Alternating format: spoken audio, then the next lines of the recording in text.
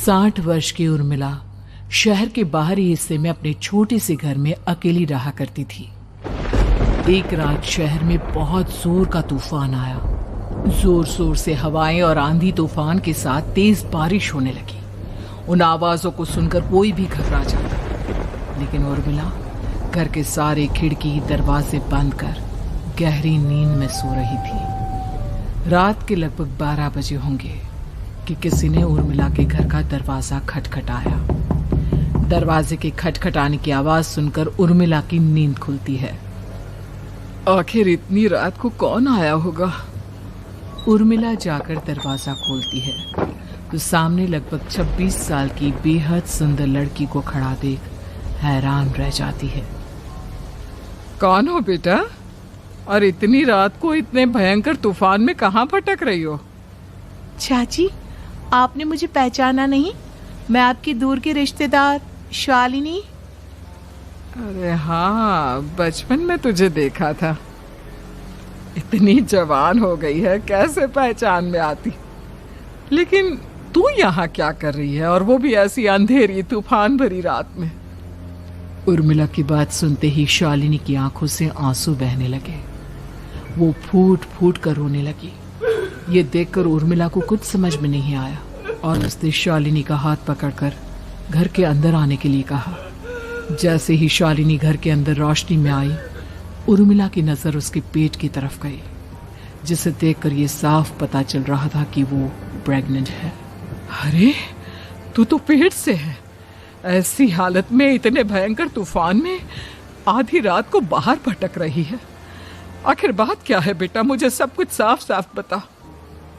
क्या बताऊं चाची, ये सब जिसकी वजह से हुआ है उसके बारे में बताने में भी मुझे शर्म आती है।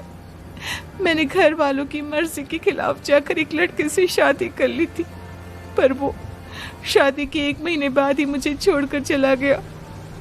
छोड़कर चला गया का क्या मतलब? क्या उसके साथ कोई हादसा हो गया?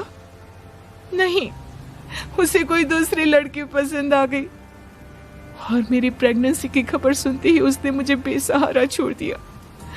उसके बाद मैं अपने घर गई, लेकिन माँ पापा ने मुझे घर में कदम तक नहीं रखने दिया। तभी मुझे आपकी याद आई। कोई बात नहीं, कोई बात नहीं। तुमने यहाँ आकर अच्छा ही किया। एक काम करो, तुम आराम करो। वैसे भी ऐसी हालत में इतना घूमना फिरना और इस तरह आधी रात को बाहर भटकना ठीक नहीं होता। प्रेग्नेंट औरत को आधी रात को घर से बाहर नहीं निकलना चाहिए। बुरी आत्माएं उस पर अपना असर दिखा सकती है। और इतना कहकर उर्मिला ने शालिनी को एक दूसरे कमरे में जाकर आराम करने के लिए कहा।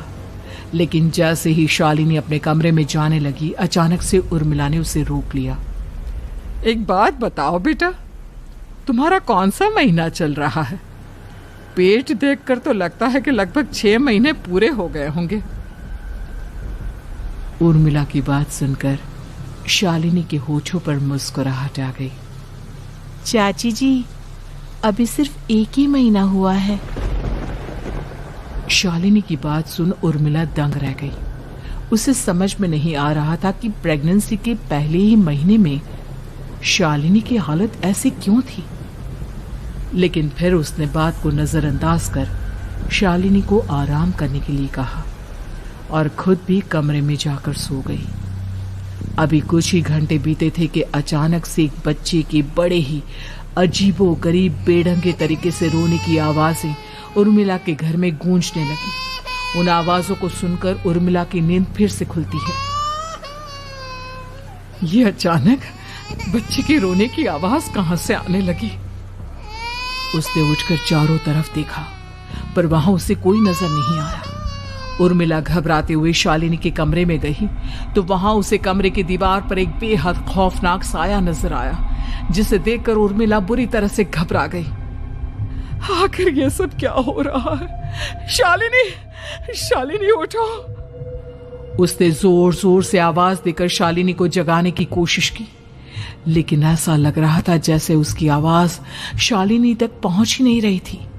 कमरे की दीवार पर एक बहुत बड़ा और बेहद डरावने दिखने वाले इंसान का साया और एक बच्चे के अजीबोगरीब ढंग से रोने और चीखने की आवाजें अब उर्मिला को ज्यादा डराने लगी थी। उर्मिला को शालिनी की चिंता सताने लगी और उसने पूरी ताकत के साथ चीखकर शालिनी को आवाज लगाई, शालिनी। तभी अचानक सब कुछ एकदम पहले जैसा हो जाता है और उर्मिला की आवाज सुनकर शालिनी की नींद खुलती है। क्या हुआ चाची, आप इतनी तेज क्यों चिल्ला रही हैं? आप ठीक तो है ना? अभी मैंने तुम्हारे कमरे में कुछ अजीब सा देखा। तुम ठीक हो ना शालिनी? मुझे यहाँ एक बच्चे के रोने की आवाजें आ रही थी। लगता है आपको मेरी कुछ ज्यादा ही चिंता हो गई है। आपने मेरी प्रेगनेंसी के बारे में कुछ ज्यादा ही सोच लिया होगा। मैं एकदम ठीक हूँ, आप आराम से सो जाइए। इतना कहकर शालिनी ने उर्मिला को फिर से अपने कमरे में जाने के लिए कहा और खुद भी जाकर सो गई। पर अब उर्मिला की आंखों से नींद गायब हो चुकी थी। अगली सुबह जब शालिनी उठी तो वो सीधा उर्मिला के पास आई। गुड मॉर्निंग चाची। तभी अचानक उर्मिला की नजर शालिनी के पेट पर पड़ती है, जिस पर नीले रंग से एक अजीब सी आकृति नजर आ रही थी। शालिनी, ये तुम्हारे पेट को क्या हुआ? मैंने इतनी औरतों को देखा है, ऐसा तो किसी के साथ नहीं होता। शालिनी ने जैसे ही अपने पेट की तरफ देखा तो उसे वहां कुछ भी नजर नहीं आया। चाची, कुछ भी तो नहीं है, सब कुछ एकदम नॉर्मल है। आपको क्या अजीब लग रहा है? इससे पहले कि उर्मिला उसके सवाल का कोई जवाब देती, अचानक से शालिनी के पेट में जोर जोर से दर्द होने लगा। वो बुरी तरह दर्द से तड़पने लगी। चाची, चाची। ये सब देखकर उर्मिला बहुत घबरा गई। उसने धीरे धीरे शालिनी के पेट को सहलाना शुरू किया, लेकिन शालिनी का दर्द कम नहीं हुआ। उर्मिला जाकर रसोई से पानी का गिलास लेकर आई और शालिनी को पानी पिलाने की कोशिश करने लगी। ले बेटा, पानी पी ले, तुझे आराम मिलेगा। ले ले। नहीं चाची, मुझे बहुत तेज दर्द हो रहा है। अरे थोड़ा पी ले बेटा। जैसे ही उर्मिला ने शालिनी को पानी पिलाया, उसने देखा कि गिलास में बचा पानी का रंग नीला पड़ गया और शालिनी की आंखें अजीब हो गई। उसके पेट पर बच्चे का एक डरावना चेहरा नजर आने लगा।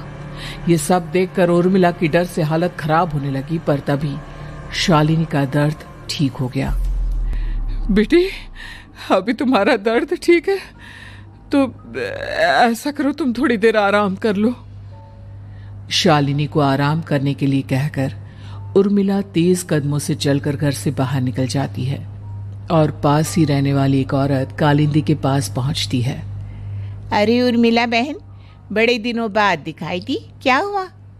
बहुत घबराई हुई सी लग रही हो, सब ठीक तो है ना? क्या बताओ कालिंदी बहन, मेरी एक दूर की रिश्तेदार आई हुई है। वो पेट से है और उसके साथ ना अजीब अजीब चीजें हो रही है। अब उर्मिला सारी बात कालिंदी को बताती है, जिसे सुनने के बाद काले जादू और तंत्र विद्या की माहिर कालिंदी एक ताबीज बनाकर उसे देती है। बहन, मुझे शालिनी पर किसी बुरी आत्मा का साया लगता है। ये ताबीज ले जाओ, आज रात को 12 बजे उसे पहना देना, फिर सब ठीक हो जाएगा। उर्मिला ताबीज लेकर घर वापस आती है और अब आधी रात के होने का इंतजार करने लगती है। जैसे ही आधी रात होती है, वो नींद में सोई शालिनी को ताबीज पहना शांति से अपने कमरे में आकर अपने पलंग पर लेट जाती है। अब सब ठीक हो जाएगा। ये सोचकर उर्मिला शांति की एक सांस ही लेती है कि तभी अचानक उसकी आंखों के सामने कुछ ऐसा आता है जिसे देखकर उर्मिला डर से चीखने लगती है। तुम कौन हो? कौन हो तुम? जाओ यहाँ से, जाओ यहाँ से। तभी उर्मिला की एक जोरदार दर्द भरी डरावनी चीख वहां पर गूंज गई। उर्मिला की आंखों के सामने एक बच्चा खड़ा हुआ था, जिसका पूरा शरीर किसी बूढ़े की तरह नजर आता था, लेकिन मुंह किसी नवजात बच्चे की तरह था। उसकी आंखें गुस्से से लाल थी और वो घूर घूर कर उर्मिला की तरफ देखा जा रहा था। कौन हो तुम? कौन हो? उर्मिला के चीखते ही वो बच्चा जोर जोर से रोने लगा। घबराकर उर्मिला ने अपने हाथों को अपने कानों पर रख लिया। उसकी समझ में नहीं आ रहा है कि आखिर ये सब उसके साथ क्या हो रहा है। कौन हो तुम? कौन हो? क्या चाहते हो मुझसे? जाओ जाओ यहाँ से, आखिर तुम हो कौन? तभी अचानक से उर्मिला के पूरे घर में लाल रंग की रोशनी फैल गई। वो बच्चा धीरे धीरे कदमों से चलता हुआ उर्मिला की तरफ बढ़ने लगा। किसी नवजात पैदा हुए बच्चे के जैसे उसके रोने की आवाज अब उर्मिला के कानों में गूंज रही थी। लेकिन कुछ ही सेकंड में वो चुप हो गया और उसने बेहद खतरनाक आवाज में उर्मिला के सवाल का जवाब दिया। मैं वो हूँ जो अब तक पैदा नहीं हुआ, लेकिन जब मैं पैदा हो जाऊंगा तो वो होगा जो अब तक कभी नहीं हुआ। ये क्या कहना चाहते हो तुम? ऐसा क्या हुआ जो अब तक नहीं हुआ? तबाही होगी, तबाही। सब कुछ खत्म हो जाएगा और ये जो लड़की मुझे जन्म देने वाली है, मैं उसका खून पी जाऊंगा, सारा खून। उस बच्चे की बात सुनते ही उर्मिला बुरी तरह घबरा गई। उसका एक बुजुर्ग आदमी जैसा शरीर, एक नवजात बच्चे जैसा चेहरा, ये दोनों ही बातें उर्मिला की समझ से बाहर थी। तभी वो बच्चा अचानक गायब हो गया। घर का माहौल फिर से पहले जैसा हो गया। लाल रंग की रोशनी भी अब गायब हो चुकी थी। उर्मिला दौड़कर शालिनी के कमरे में पहुंची, जहां वो गहरी नींद में सोई हुई थी, पर उसके गले का ताबीज गायब हो चुका था। उठो उठो शालिनी, उठो बेटा, मुझे तुमसे जरूरी बात करनी है। अरे चाची, क्या हुआ? इतनी रात को आप परेशान क्यों कर रही हैं? सब ठीक है ना? अभी जब तुम सो रही थी ना, तो मैंने तुम्हारे गले में एक ताबीज पहनाया था। कहाँ गया बेटा, बताओ मुझे। शालिनी ने चारों तरफ अपनी नजरें घुमाकर देखा, लेकिन वहां पर कोई ताबीज नहीं था।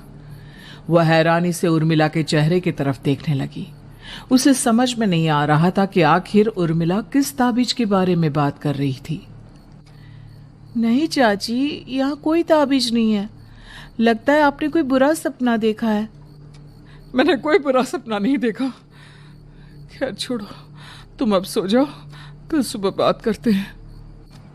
डर और घबराहट की वजह से उर्मिला की आंखों से नींद तो जैसे बिल्कुल गायब हो गई थी।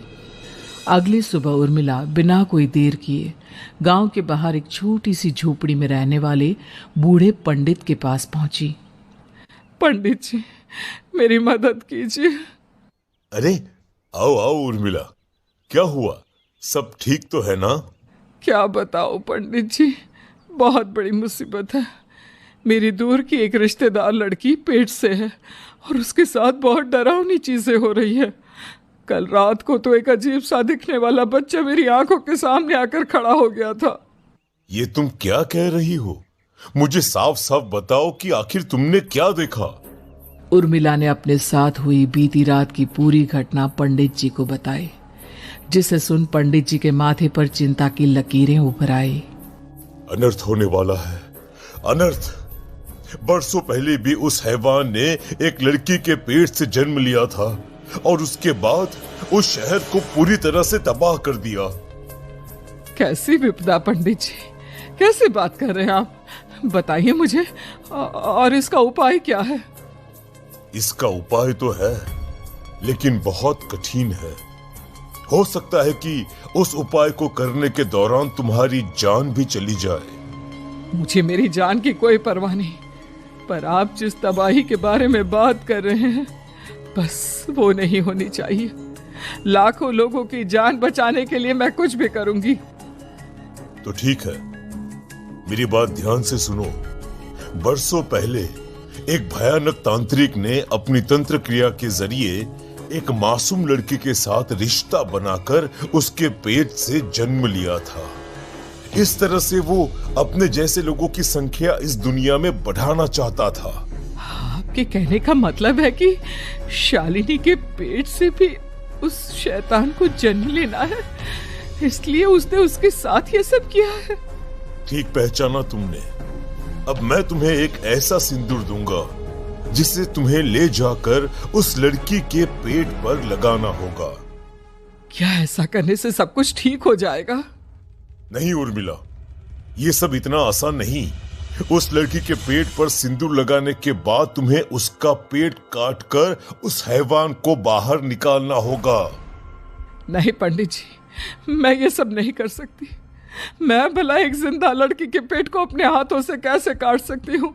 अगर तुमने ऐसा नहीं किया तो कुछ ही दिनों में वो हैवान उस लड़की के शरीर से जन्म लेगा और उसके शरीर के सारे खून को पीकर अपनी ताकत को बढ़ाएगा। उसके बाद वो धीरे धीरे इस पूरे शहर को तबाह कर देगा। यहाँ पर कोई जिंदा नहीं बचेगा। लेकिन अगर मैं उसके पेट को काट दूंगी तो क्या वो जिंदा बच पाएगी? अगर शालिनी को कुछ हो गया तो, अगर उसकी मृत्यु हो गई तो?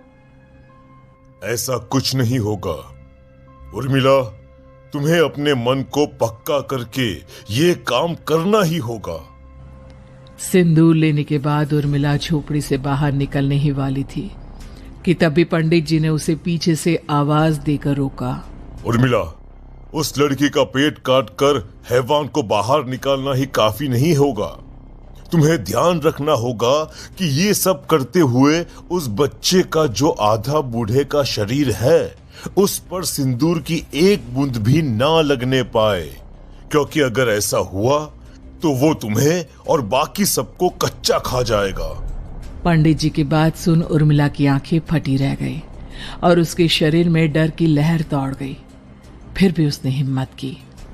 ठीक है पंडित जी, मैं पूरी कोशिश करूंगी कि मैं उस हैवान को वहीं के वहीं खत्म कर पाऊं। इसके बाद उर्मिला तेज कदमों के साथ घर वापस आती है। दिन बीतता है, रात का अंधेरा छाने लगता है। शालिनी खाना खाकर सोने चली जाती है और उर्मिला लगातार उसके गहरी नींद में सो जाने का इंतजार करने लगती है, जिसके बाद उर्मिला दबे कदमों से शालिनी के कमरे में पहुंच गई। मुझे ये करना ही होगा। अब उर्मिला ने धीरे धीरे शालिनी के पेट पर पंडित जी का दिया सिंदूर लगाना शुरू किया। उर्मिला के हाथ बुरी तरह से कांप रहे थे। उसके एक हाथ में चाकू था जिससे वो पेट काटने वाली थी। उर्मिला ने एक नजर शालिनी के चेहरे की तरफ देखा और फिर डरते हुए उसके पेट पर चाकू चलाना शुरू किया। कमाल है, मैं इसका पेट काट रही हूं और ये आराम से सो रही है। इसे दर्द नहीं हो रहा क्या? तभी अचानक उर्मिला के कानों में बच्चे की रोने की आवाज सुनाई देने लगी। उसने घबराकर चारों तरफ देखा पर वहां पर कोई नहीं था, बस रोने की आवाज लगातार आ रही थी। उर्मिला बिना रुके लगातार शालिनी के पेट को काटती रही। उसे इस बात का भी ध्यान रखना था कि सिंदूर बच्चे के बूढ़े आदमी वाली शरीर के हिस्से पर ना लगे। कुछ ही देर में वो हैवानी बच्चा उर्मिला के हाथों में था। उसने बड़ी ही सावधानी से उस बच्चे को बाहर निकाला और पंडित जी के कहे अनुसार उसे घर से दूर जलाने के लिए ले गई। पर तभी उसके सामने वही बूढ़े शरीर और बच्चे के चेहरे वाला बच्चा आ गया। अपनी गोद में और सामने भी बच्चे को देखकर उर्मिला हैरान रह गई। मुझे मारोगी? मुझे इतनी हिम्मत कैसे आ गई तुम्हारी? तुम पैदा नहीं हुए हो और मुझे पता है जब तक तुम्हारा जन्म नहीं हो जाता तो मुझे कुछ नहीं कर सकते। इतना बोलते ही उर्मिला तुरंत उस बच्चे को घास के ढेर पर फेंककर उसमें आग लगा देती है, जिसके तुरंत बाद वो बूढ़े आदमी की शरीर और बच्चे की चेहरे वाला अजीब तांत्रिक का भूत भी वहां से गायब हो जाता है। कुछ देर बाद उर्मिला घर पहुंचती है तो वो ये देखकर हैरान रह जाती है कि शालिनी का पेट अपने आप जुड़ चुका था। शुक्र है भगवान का और उन पंडित जी का, अब सब ठीक हो जाएगा। सुबह शालिनी सोकर उठती है तो अपना पेट देख बुरी तरह घबरा जाती है। चाची, चाची ये सब क्या हो गया? मेरा पेट अचानक कम कैसे हो गया? मेरा बच्चा कहाँ गया चाची? बेटी, वो बच्चा नहीं एक खतरनाक तांत्रिक था जो तुम्हारी कोख से जन्म लेकर सबको मार देना चाहता था, वो पैदा होते ही तुम्हारी जान भी ले लेता। इसलिए मैंने पंडित जी के बताए उपाय से उसका खात्मा कर दिया है। अब सब ठीक है। शालिनी को उर्मिला की बात समझ में नहीं आती, जिसके बाद शालिनी को पूरी बात उर्मिला आराम से समझाती है। अब वो दोनों ही भगवान का शुक्र अदा करती हैं और एक साथ रहने लगती हैं।